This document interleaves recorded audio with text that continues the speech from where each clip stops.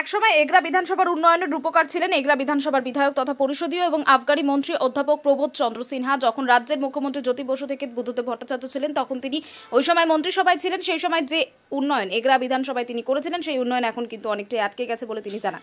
School, college থেকে হাসপাতাল, রাস্তাঘাট, প্রশাসনিক দপ্তর সবকিছু যেমন তিনি নিজের হাতে করেছেন, এখন কিন্তু অনেক কাজ হতে পারেনি। তিনি কেমনভাবে এগরা বিধানসভা উন্নয়নের কাজ করেছিলেন তা জানালেন একান্ত সাক্ষাৎকারে। আমাদের প্রতিনিধি অংশুমান পন্ডা রিপোর্ট করে জানিয়েছেন, যদি উন্নয়নের জন্য ওনার পরামর্শ লাগে তাহলে তিনি তার দেওয়ার জন্য সবসময় প্রস্তুত আছে। কোনো রাজনীতি নয়, রাজনীতিকে বাদ দিয়ে উন্নয়ন হোক ওনার দাবি। বিধানসভাকে খুব ভালোবাসে, সেই কারণে আরো বেশি উন্নয়ন হোক প্রবোধ বাবুর আশা। সব জিপিগুলোকে যাতে একটা মোটরেবল রোড হয়, মানে তখন তো পিচ রাস্তা হয়নি, কিন্তু মোরাম রাস্তা দিয়ে একটা অ্যাম্বাসেডার গাড়ি যেতে পারে, একটা অ্যাম্বুলেন্স যেতে পারে, ছোটোখাটো অ্যাম্বুলেন্স যেতে পারে, ঢুকতে পারে, এই যোগাযোগ ব্যবস্থাটা হলো, বৈদ্যুতিকরণটাকে চালানো হলো। আমি যখন চলে যাই এগরার যে এতগুলো গ্রাম আছে, 300 কত গ্রাম আছে, তার মধ্যে মোটে 27টা গ্রামে বিদ্যুৎ যায়নি, 27 না 37টা গ্রামে বিদ্যুৎ যায়নি, বাকি সব গ্রাম বিদ্যুতায়িত হয়ে গেছিল। তার মানে আমি এটা বলবো না যে সব বাড়ি বাড়ি বিদ্যুৎ পৌঁছে গেছিল, কিন্তু গ্রাম বৈদ্যুতিকরণ হয়ে গেছিল।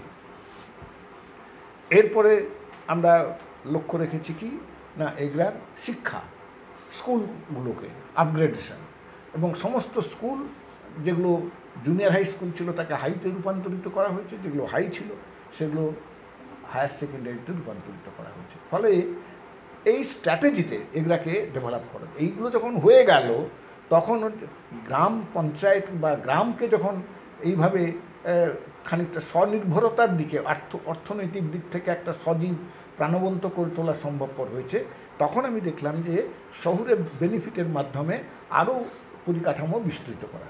তখন এলো মহকুমার কথা, তখন এলো রেগুলেটেড মার্কেটের কথা, তখন এলো এমপ্লয়মেন্ট এক্সচেঞ্জের কথা। হ্যাঁ, আচ্ছা, তারপরে মিউনিসিপ্যালিটি হলো, মিউনিসিপ্যালিটির পরে তাকে মহকুমাতে রূপান্তরিত করা হলো, মহকুমা শহর হয়ে গেল।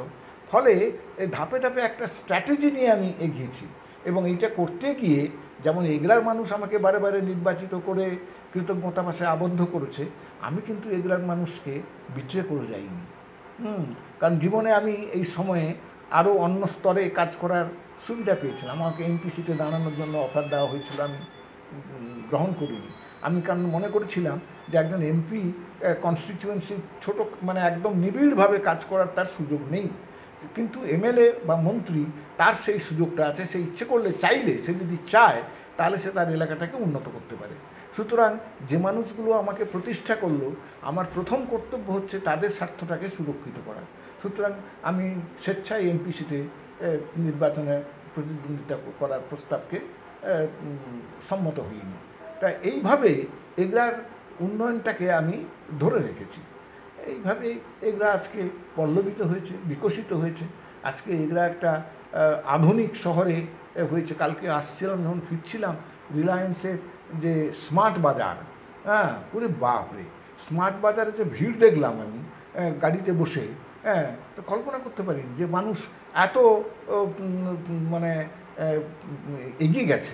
হ্যাঁ, এখন আর হ্যাঁ, এগরার মতন একটা ছোট্ট শহরে রিলায়েন্সের স্মার্ট বাজার একটা মানে জমজমাটি বিজনেস করছে, এটা মানে ভাবনারও মধ্যে এখনও একদম কিছু